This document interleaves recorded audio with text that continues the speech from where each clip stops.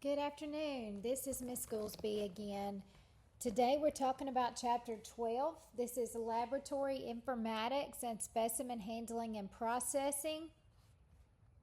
The objectives for this chapter are that you would need to be able to demonstrate basic knowledge of the Laboratory Information System, which they call LIS in the hospital, and the specimen collection workflow process that is tracked by this system, LIS.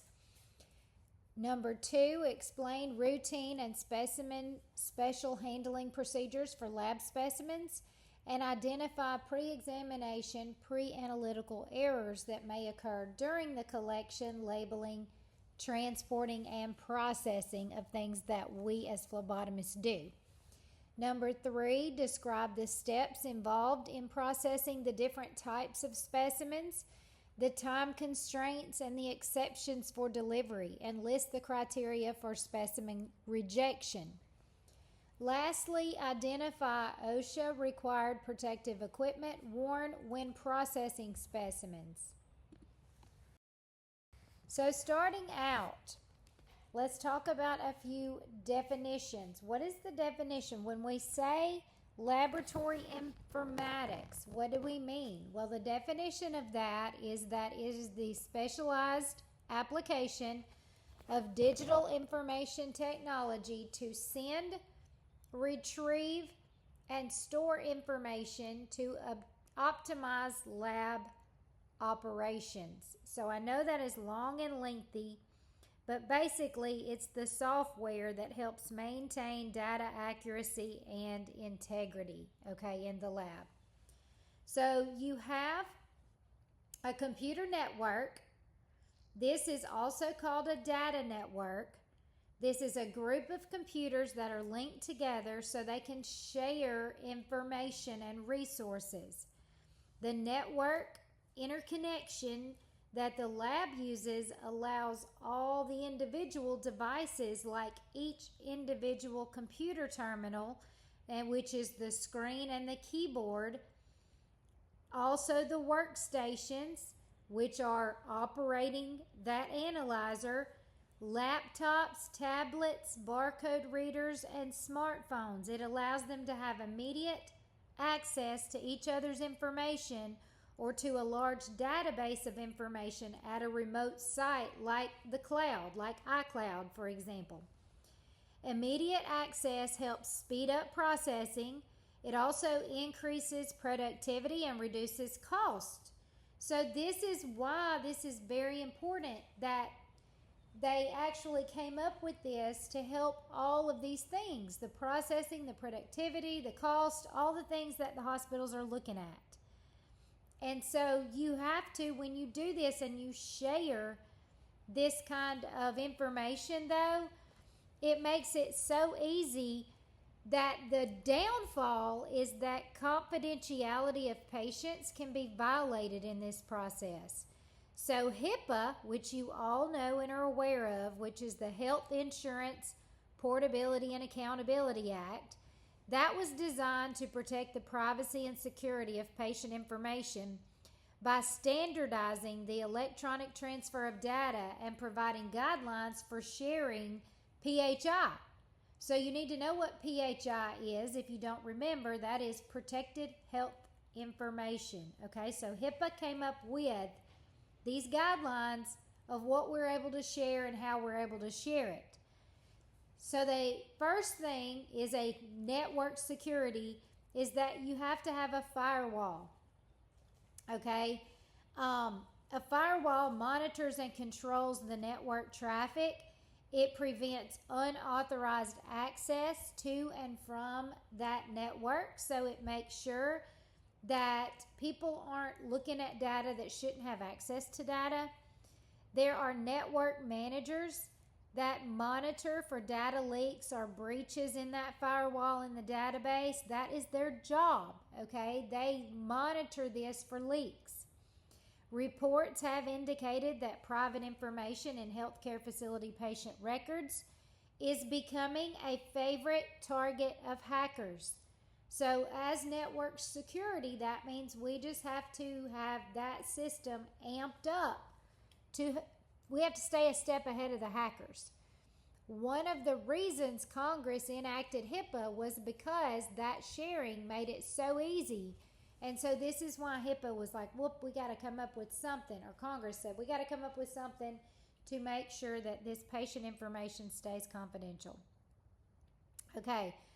Also, one other thing, the rise in healthcare breaches is due to the increase in the smart medical devices and the internet devices, which are the devices that connect to the iCloud. This makes it easier for hackers to get in. They're also on the rise because of lack of cybersecurity to defend against these attacks, lack of the training device users to identify the threats, and the high values associated with people's personal information. This is not even talking about famous people that we're talking about getting their information. We're talking about the average, everyday people like us. Hackers love to get our information to then go and do other things with that information. So, on the next slide, let's talk about LIS. LIS, I said, was the Laboratory Information System. It is a major part of laboratory informatics. It is customized computer software that is designed to record, process, manage, and store data from a variety of workflow processes within the lab. This software also allows the lab system to connect to the hospital system. So LIS can talk to HIS. HIS is Hospital Information System. So these two can connect.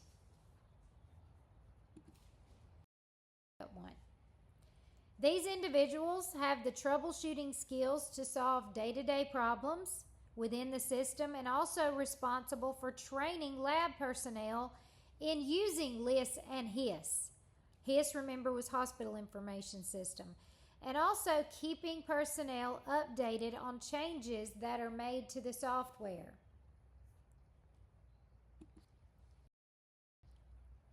In the lab, multiple computers can connect to each other and share data.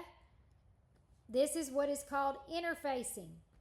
Most lab analyzers also have sophisticated computer systems designed to manage this patient data and interface or connect this data to the LIS system.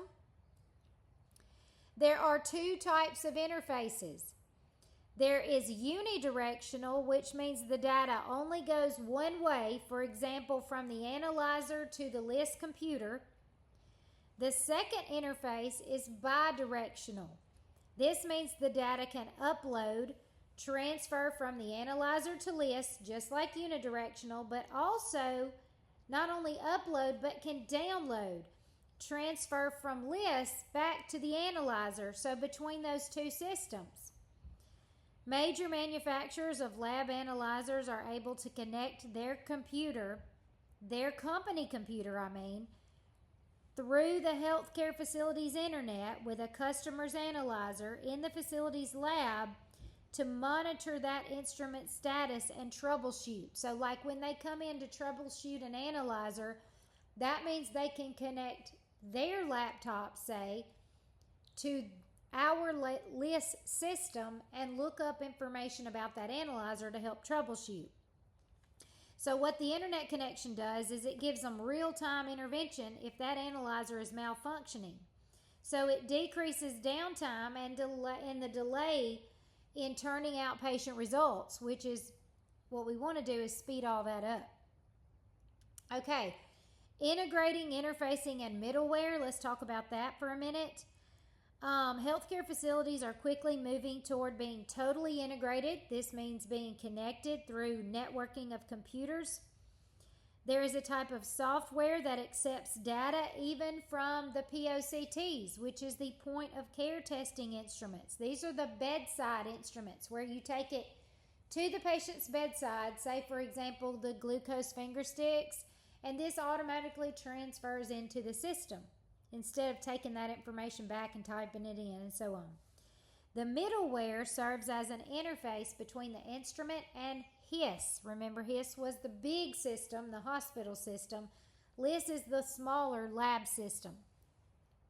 So that's like using it as a conduit. So that's just like a pipeway to pass that information of data into that system. It also can report generate, competency track, interface monitor, and even track errors for quality control and continuous quality improvement systems. Some of the healthcare systems that typically interface with each other in addition to HIS include EHR, LIS, RIS, Radiology Information System, Dietary Services, and ED, which is Emergency Department. Okay, while most of the point of care analyzers are interface capable, the decision to interface is based on the number of tests performed and the impact of the test on the patient. For example, a troponin result may need to be received by the physician immediately, where the result of creatinine is not as critical. So the hospital may decide to make some things interface capable where others are not, the ones that are not as necessary to be turned out immediately.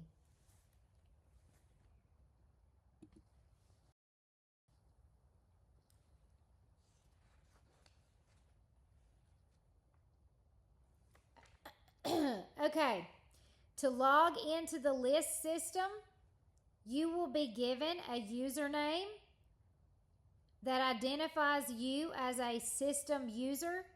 The security that is associated with your username determines what system functions you can access. For example, as a phlebotomist, you will not be able to allow access to certain things that maybe a nurse would have access to. So that means when they give you that particular login name, you are only allowed access to what your job entails. So because that username, though, is logged with every transaction on the system manager can identify the person performing every transaction and manage the workload. Usernames are not always confidential because it is not always possible for phlebotomists to verify their own collections. A data entry clerk or central processor may verify all specimen collections and must have access to the list of usernames in order to associate the proper phlebotomist with each draw. Let's talk about law and ethics for just a minute. You discover, this is just a scenario. Let's think about this. You discover that an acquaintance is a patient in your institution. So let's say that your friend is a patient. You're looking through the system. You're looking through the barcodes. You see that one of the patients is your friend. You have access to their personal information through that list system. Even though you do not have a valid reason to access this information, it may be tempting to look up the person's diagnosis, like why is she here? Her lab results, his or her, and other personal information. This is not only unethical, but also a HIPAA violation that could get you fired and in legal trouble. Penalties for HIPAA violations include disciplinary action, fines, and possible jail time. You could also face a civil breach of confidentiality lawsuit. Remember that everything you do in the computer that is associated with your username follows you. Every single move you make, every keystroke you make. So if you get in there and you're looking up things that you have no business looking at, they can track you. They can track you with that username, and they know that that was you. So there's no reason to say that wasn't me. I didn't look up Susie Q's information. You did. Your username and password were the one that logged in and looked that up. So keep that in mind. Passwords should never be given to anybody. Usernames, it's okay for them to not be private because, like we said, the data clerk needs that information to log in that was you that stuck that patient. But passwords should never be given to anybody because if somebody knows your username and they know your password, then they can get in there and do anything they want to do, and then what do you think? It's tracked back to you. So that must be kept strictly confidential, just like you do with all passwords. Don't give that to anyone. In addition to that, take great care in creating your password because it can be one of the weakest links in computer security. A password needs to be easy to remember, so it doesn't need to be written down, but also strong that it is hard to guess. A strong password has multiple characters, usually 8 or more, including a mix of letters, upper and lowercase, and numbers, and 1 or more special characters like an asterisk or exclamation point, especially at the beginning or end, to make it more difficult for hackers to guess. It should not be a word that can be found in a dictionary, and it should be changed regularly. Some hospital systems will make you change it like every 6 months. It'll automatically pop up and say your password's about to expire, and it'll make you do another one. Okay. The list may have icons or mnemonics. These are memory aids or codes or abbreviations for selecting functions. Mnemonic codes are typically used to identify the type and volume of tube required when a specimen label is generated. For example, if the phlebotomist knows that a complete blood count, which is a CBC, is ordered, and the code on the label reads 5 ml LAV, that means 5 mils of lavender. It is clear what tube type to choose and the amount of blood to draw. In this case, you as a phlebotomist, if it says 5 ml LAV, you need to know that means a 5 milliliter lavender tube top. That's what you draw for that patient.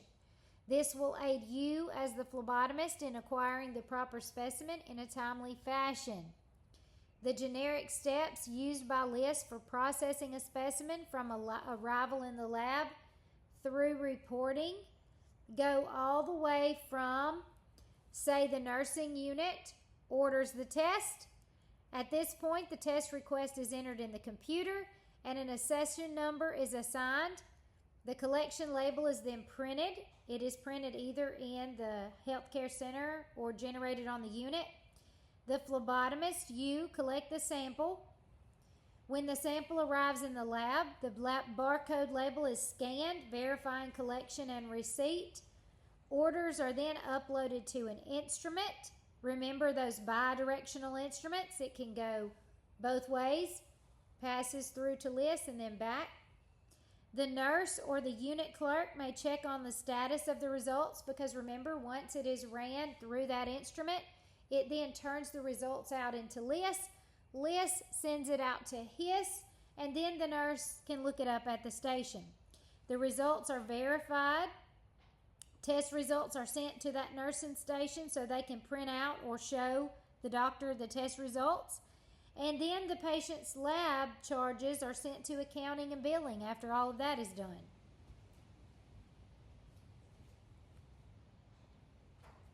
Barcode technology. Let's talk about this for a minute. Most LIST and point-of-care analyzers use barcode technology for specimen identification. A barcode is a visual depiction of data in the form of a code that is read by an electronic device. Barcodes containing the patient's information are printed on ID bands, test requisitions, and specimen labels. Barcodes can have one-dimensional or two-dimensional codes. That means it just depends on what the system is that they use. You can even use like the one-dimensional are the little lines. Two-dimensional barcodes are like QR codes. A QR code is an example of a two-dimensional code. Wireless handheld devices are used at the bedside to read the barcodes on patient ID bands. So you'll scan the patient's ID and generate the labels used for specimen collection. The handheld device not only identifies the patient, but displays the collection tubes and their order of draw in some cases. You then scan the tubes, print the labels with the time of collection, and identify the person who is collecting them. Like you click that it was you doing the collection. This is an example of a computer-generated label. The requisition is entered, and then this is what prints out. Okay, patient and test information are all generated right on that label. Radio frequency ID. Another form of identification that uses digital technology is RFID, which is radio frequency identification. This is a unique identifier that can be scanned to retrieve identifying information and wirelessly track a product or person.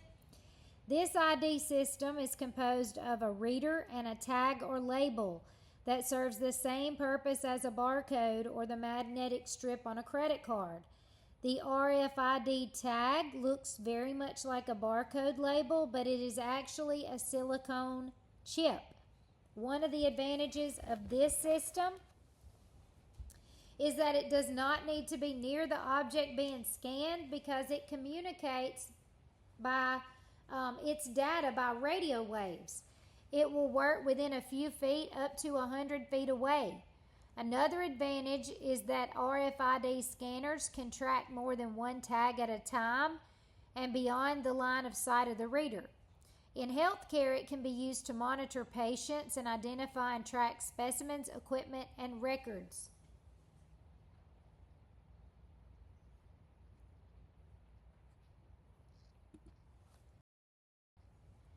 Computer literacy. This is defined as having basic knowledge about computers and how to use them. So let's talk about the main computer skills that you would need to be able to do as a phlebotomist. You would need to be able to log on to the computer system. This means using your username and password. You would then be able to follow the menu from there. You would need to be able to use the cursor movement. You would need to be able to use icons to access documents and software programs. Those can be initiated by using that mouse and clicking on the icons. You would need to enter data. You would need to correct any errors. That's very necessary to correct errors that are detected after the enter key's been pressed. So you would need to know how to do that. Verify data, making order inquiries, and canceling orders. If you see that there's like a duplicate or something, you can request that it deletes it or cancels it. Connectivity Industry Consortium. Okay, current trends in the healthcare indicate clinical lab operations will continue to decentralize and point-of-care testing will increase. The need for complete networking becomes even more apparent as the number of remote lab testing facilities increases. Today, large reference labs that are totally separate from healthcare facilities, they can download results from automated instruments into patient charts and centralized databases.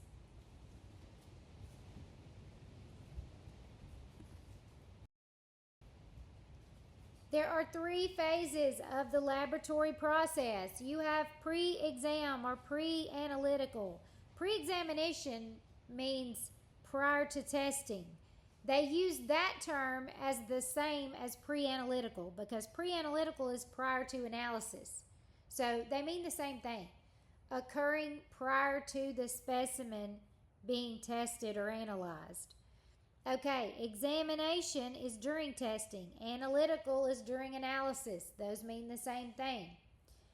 Post-examination is after testing. Post-analytical is after analysis. Again, they mean the same thing. Those words are interchangeable. The terms pre-analytical, analytical, and post-analytical have been used to describe the phases of testing forever. Okay, but CLSI uses the term examination instead of analytical. And as hospitals and labs are becoming more quality focused, you will see pre-examination, examination, and post-examination used and replacing those words of pre-analytical, analytical, and post-analytical. One thing you need to make sure and note is that most laboratory errors happen in the pre-examination or pre-analytical phase. This is when a patient is being assessed and a test is ordered.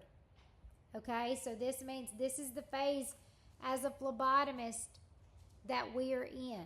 Okay, we are in this phase. Any step taken before the actual testing happens. Very critical phase. Okay, this is an important slide. You need to know the possible sources of pre-examination or pre-analytical errors. Before collection, altitude, a dehydrated patient, duplicate test orders, whether the patient is just exercised, inadequate fasting, incomplete requisition, medications that the patient is on, the patient's stress level, whether they're pregnant, smoking, strenuous exercise, not just, a light exercise, any treatments that they are having, like IV medications, or maybe they're on cancer treatments, and the wrong test ordered. Okay, so all of these are before collection errors. Possible sources of errors at the time of collection. Misidentified patient, that would be our fault as a phlebotomist.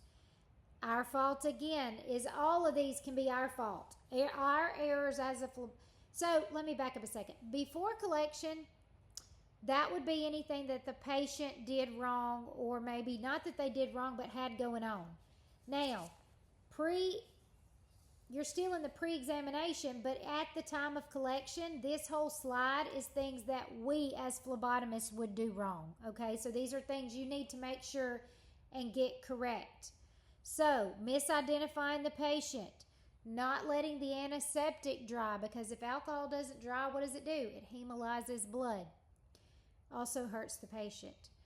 An expired tube, failure to invert the additive tubes properly, faulty technique, improper vein selection, inadequate volume of blood, not letting your tube fill all the way, inappropriate use of plasma separator tubes or serum separator tubes, incorrect collection tube, incorrect needle position, incorrect needle size, mislabeled tube, mixing the tubes too vigorously, non-sterile site preparation, patient position, prolonged tourniquet application. Remember, it shouldn't be long. It shouldn't be on the patient longer than what? 1 minute. Also, underfilled tube and the wrong collection time. Okay, so all of these are important because these have to do with us. Now, this is also having to do with us as phlebotomists during specimen transport. Agitation-induced hemolysis. Maybe it's shaken up too much during transport. A delay in transporting. Exposure to light. Failure to follow temperature requirements and the transport method. Hand-carried versus the pneumatic tube system, if maybe your hospital system has that. This is a picture of what the pneumatic tube system would look like, or one. You basically put it in. I know you all have driven through the banks and you've seen those at the bank. Same process. You put the specimens in this plastic carrier, and when you do, you then punch the button of what floor you want it to go to, whatever floor you're on, you're sending it to the lab. And so that's where it would go. You punch the button, it sends it up to the lab, it dumps it out in the lab. Somebody in specimen processing picks it up from that system and takes it to the area that it goes to. Okay, a few more types of errors. This is during specimen processing. So this could have something to do with us if we as phlebotomists work in specimen processing. And you may do both. In the hospital you work at, you may end up in the actual collection process and specimen processing. So contamination, dust or glove powder, delay in processing or testing, delay in fluid separation from cells, evaporation, failure to centrifuge the specimen according to the test requirements, and failure to separate fluid from cells, incomplete centrifugation, mislabeled aliquot, multiple centrifugations, or rimming of clots. These are all during the specimen processing type errors. During specimen storage, okay, exposure to light and temperature change outside the defined limits. Those are two things. But every single one of these slides, all were still in that same pre-examination, pre-analytical error window, okay? Even though there were different times in that window, they still fell under that window. Let's talk about transporting specimens. It is important to handle and transport blood specimens carefully and deliver them as quickly as possible to the lab for processing. A delay in separating the blood cells from the plasma or serum can result in metabolic changes in the sample. Rough handling and agitation can hemolyze specimens. It can activate platelets and affect coagulation tests, as well as break collection tubes if it's that rough. According to CLSI, tubes should be transported vertically with the stopper up to reduce agitation that can cause red cell damage and lead to hemolysis in the specimen. The upright position also allows the blood to drain away from the tube stopper to minimize the chance of aerosols released when the stopper is removed during processing or testing. In addition, the upright position aids clot formation in serum tubes and prevents the clot from sticking to the stopper.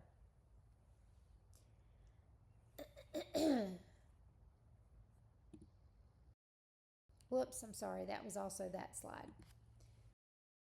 Okay.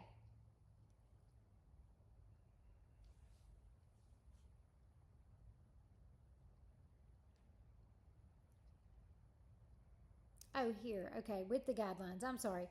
Blood specimen tubes, they're placed in biohazard bags or containers for transport to the lab. CLSI and OSHA guidelines require specimen transport bags to have a biohazard label, a liquid-tight closure, and a slip pocket for paperwork like the requisition. Non-blood specimens should be transported in leak-proof containers with adequately secured lids. If the lab is on site, specimens are hand-delivered by the phlebotomist or other healthcare worker who has collected them, or sent to the lab by means of the pneumatic tube system. Or maybe your lab has the robot system, which can pick up the specimens and take them to the right areas. One of the most common means of transporting specimens is the pneumatic tube system.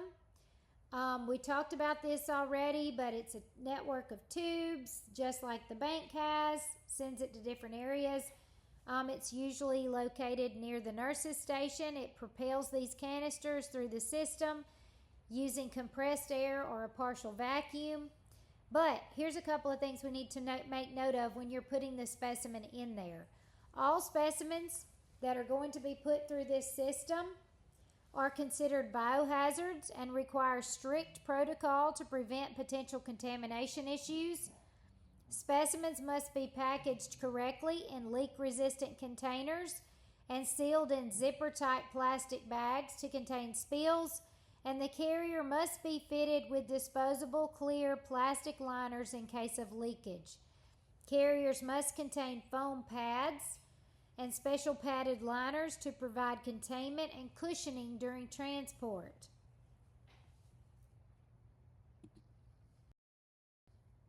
Off-site transportation.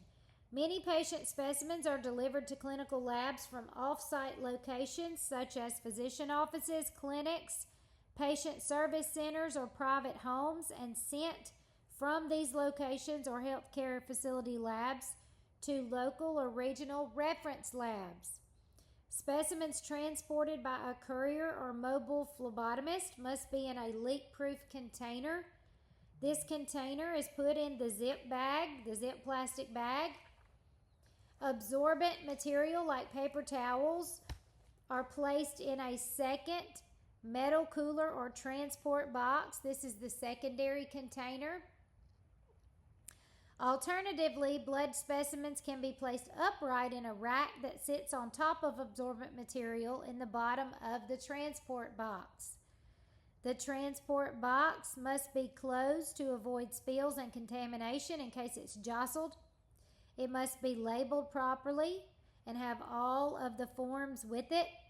The transport box should be placed on the floor of the vehicle behind the driver's seat where it has no direct exposure to the sun or air vents. If this is not possible, it must be held in place on the back seat with a seat belt. Special care should be taken to protect the specimens from the effects of extreme heat or cold. Vehicles used to transport specimens on a routine basis must be used exclusively for this purpose. Specimens transported locally are exempt from most DOT regulations unless they are known or suspected to be infectious. Diagnostic specimens transported out of the area by public transportation are covered by DOT and IATA, which is International Air Transport Association. There are two categories of infectious substances. You have Category A, which is an infectious substance capable of causing permanent disability or life-threatening or fatal disease in normally healthy humans or animals. Or you have Category B, which is an infectious substance that does not meet the criteria for Category A. Category B regulations require all diagnostic specimens transported by public carrier have triple packaging. Packaging materials can be purchased that meet DOT requirements. Triple packaging requirements include specimens put in a watertight positive enclosure with a screw-on cap, primary container made of glass, metal, or plastic. The individually wrapped containers must be placed then in a leak-proof secondary container, such as a sealed biohazard bag. The primary and secondary containers must then be placed in a sturdy third outer container made of wood, metal, rigid plastic, or corrugated fiber wood with a minimum of one rigid side that is 4 inches wide. An itemized list of contents must be inserted between the secondary container and the outer container. Ice or dry ice must be placed outside the secondary container but within the outer container or as an overpack. Diagnostic specimens can pose a danger if shipped improperly. Specimen processors and other personnel who package infectious materials to be transported by public carriers must show proof of training and be certified. Both IATA and DOT offer certification. DOT can inspect labs for compliance with shipping regulations, and severe penalties like fines and even jail time can be imposed on anyone who knowingly or even unknowingly violates them.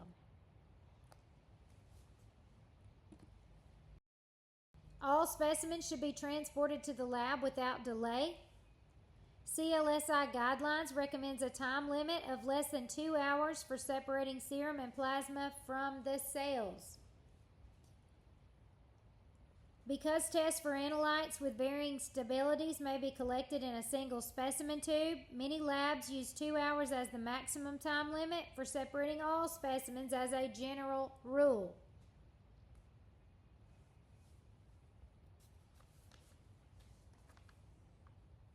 Time limit exceptions. Stat or medical emergency specimens take priority over all specimens and should be transported, processed, and tested immediately. Ammonia specimens increase rapidly at room temperature, so those must be placed in an ice slurry, transported to the lab stat, and separated from the cells within 15 minutes of collection. Coagulation specimens should be performed within 4 hours of specimen collection. Glucose specimens drawn in sodium fluoride tubes, those are your gray top tubes. They are stable for 48 hours at room temperature and up to 24 hours at room temperature or up to 48 hours when refrigerated at 4 to 8 degrees Celsius. Pediatric glucose specimens from newborns or just peds should be tested as soon as possible because it is difficult to inhibit glycolysis in newborn and pediatric specimens. Hematology specimens. Blood smears made from EDTA specimens need to be prepared within 1 hour of collection to preserve the integrity of the blood cells. EDTA, which is purple top, for CBCs should be analyzed within 6 hours but are generally stable for 24 hours at room temperature. Molecular test specimens should be tested as soon as possible because RNA is extremely unstable. Microbiology specimens collected for cultures should be transported to the lab as soon as possible. It's very important to properly transport and quickly process microspecimens to preserve any organisms in the specimen so they can be identified. The phlebotomist is often transporting body fluids like urine to the lab. Urine should be transported promptly. The time between collection and transport is important because the quality of the test results is dependent on the timeliness of transport. If urine specimens are not tested promptly, the components can change. So specimens that cannot be transported or analyzed promptly can be held at room temp and protected from light, bright light that is, for up to 2 hours. If it is held longer, it should be refrigerated. Okay, although most specimens can be transported at room temperature, most labs are around 25 degrees Celsius. Some specimens will precipitate or agglutinate if they cool below body temperature. These specimens need to be transported at or near the normal body temperature of 37 degrees Celsius. Blood cell metabolism continues in a blood specimen after collection, so chilling the specimen will slow down that metabolism. It also protects thermolabile, or what can be destroyed by heat, analytes. Blood specimens that require chilling should be completely immersed in a slurry of crushed ice and water or put in a special cooling rack and either tested immediately or refrigerated on arrival. Large chunks or cubes of ice without water do not allow adequate cooling of the entire specimen, so you must have water in there as well. Some analytes are photosensitive. This means they are sensitive to light and are broken down by light, resulting in falsely decreased values. The most common example is bilirubin, which can decrease up to 50% after 1 hour of light exposure. An easy way to protect the blood in a collection tube from light is to wrap it in aluminum foil.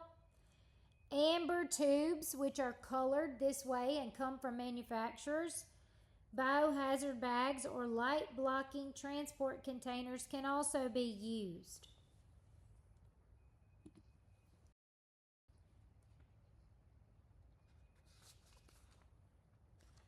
OSHA-required protective equipment. Processing specimens involves the possibility of exposure to bloodborne pathogens, so OSHA requires those who process specimens to wear PPE, which includes gloves, a fully closed fluid-resistant lab coat, wearing protective face gear like masks and goggles with side shields or chin-length face shields, or performing activities behind a benchtop glass are required when manually opening or handling open specimen tubes or containers, or pipetting specimens into transport tubes, or anything that has the possibility of generating aerosols or splashes or drops of blood or body fluids. Suitable specimens are required for accurate lab results. For example, it must be determined that each specimen delivered to the lab for testing has been correctly identified, collected in the correct tube or container at the requested time, following any required special collection conditions, filled to an acceptable level, and transported under required conditions in a timely manner. Unsuitable specimens must be rejected for testing and new specimens obtained. The most frequently cited reason for rejection of chemistry specimens is hemolysis, followed by QNS, or insufficient amount of the specimen. The most frequent reason for rejection of hematology specimens is clotting. Clotting is also unacceptable for coagulation specimens.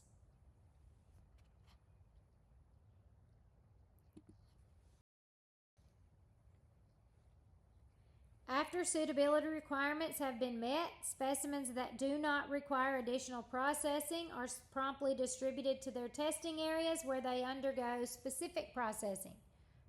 CBCs and other hematology specimens drawn in purple tops. These are performed on whole blood. The specimens are typically placed on a rocking device that mixes gently the specimens before they're loaded on an analyzer. Other whole blood specimens, like for cyclosporin or hemoglobin A1C or whole blood lead, spinal fluid, serous fluid, synovial fluid, and bronchoalveolar lavage, which is BAL, microspecimens, and urinalysis. Those don't require you to do anything else to them other than to get them to that area. Specimens that require centrifugation. Well, first of all, what is a centrifuge? It's a machine that you put the tubes in that spin the blood down at a high RPM. So centrifugal force will separate out the cells from the plasma or the serum. There are 3 phases. You've got pre-centrifugation. You have, which means this is after specimen collection and before centrifugation. Then you have centrifugation, which is when it's in the centrifuge, and then you have post-centrifugation, which means it's after it's centrifuged, but before it is removed from the serum or plasma is removed from it. So specimens that arrive from off-site locations may have already been centrifuged. If so, they can proceed to the post-centrifugation stage. So you need to know what stage your specimen is in.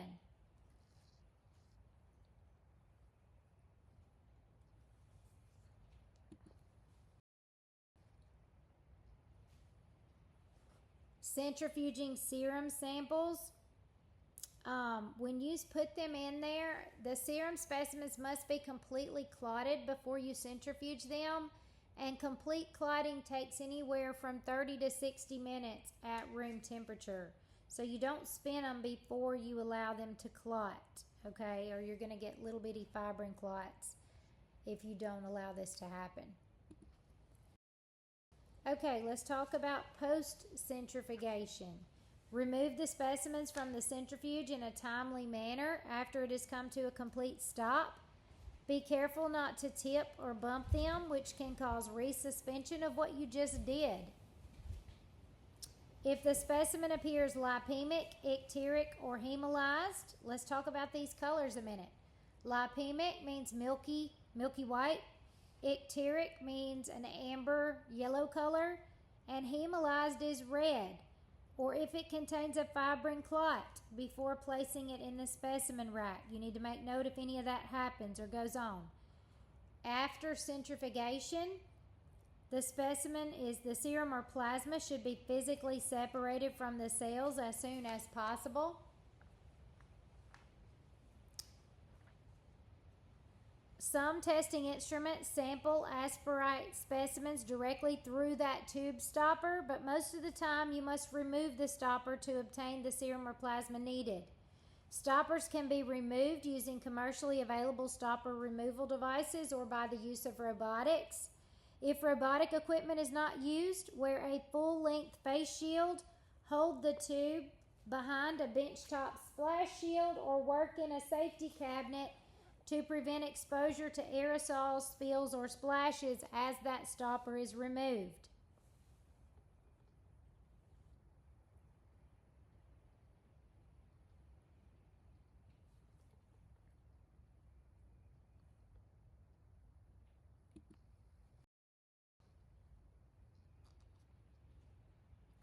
Serum or plasma removed from specimens is placed in a plastic secondary tube for delivery to testing area. The secondary tubes are often referred to as transport or aliquot tubes. An aliquot is a portion of a specimen used for testing. Aliquots are typically created when multiple tests are ordered on a single specimen and the tests are performed on different instruments or in different areas of the testing department. To prepare a secondary or aliquot tube, transfer a portion of the specimen from the centrifuge specimen into one or more tubes pre-labeled with the same identification information as the specimen tube. You can transfer serum or plasma directly from centrifuge gel tubes into the aliquot tubes. However, before an aliquot can be prepared from a tube lacking a gel barrier, it is best to use a plunger-type filter to separate the serum or plasma from the cells. When inserting this filter device into the specimen tube, it is important to keep it from touching the clot or the cells, which can be a source of hemolysis. This is accomplished by slightly withdrawing the device after it is inserted to create an air gap between the filter and the cell surface. Disposable transfer pipettes should be used when transferring serum or plasma from aliquot tubes, and all work should be done behind a benchtop splash shield. Once this is already put into those tubes, those aliquot tubes should be covered or capped as soon as they are filled. This is a picture of specimen storage where you have serum and plasma aliquots, your gel tubes, your body fluids, biobanking. All of this is stored in this particular lab type refrigerators. So let's talk lastly about reporting results. Results are reported in several ways. In fully automated labs with computerization, the list generates an electronic report after the results are verified. The report is shared with medical records and the hospital information system, where it can be accessed by the ordering physician and anybody else responsible for that patient.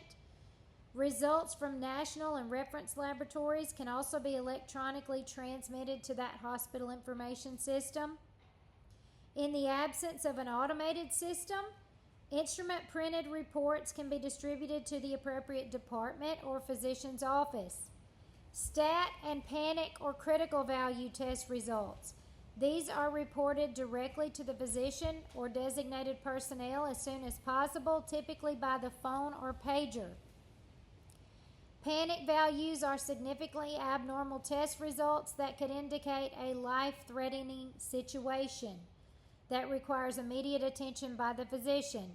I do need you to make note of a page in your textbook. Page 457 in your textbook under Chapter 12. There is a table 12.3. These are examples of tests that commonly appear on panic values. You need to be aware of these tests. The chemistry tests that are commonly called are bilirubin, calcium, carbon dioxide, glucose, magnesium, potassium, and sodium. The coagulation tests that are on this list are proton INR, PT-INR, PTT, which is partial thromboplastin time, and also activated partial thromboplastin time. The hematology tests on this list are hemoglobin, hematocrit, platelet count, and white blood cell count. So you do need to be aware of the panic values. That finishes up Chapter 12. These last two slides are NACL's entry-level competencies that were met in this chapter. As always, if you have questions, you know how to reach me. Thank you for listening. I realize this was a long lecture. I will talk to you next time.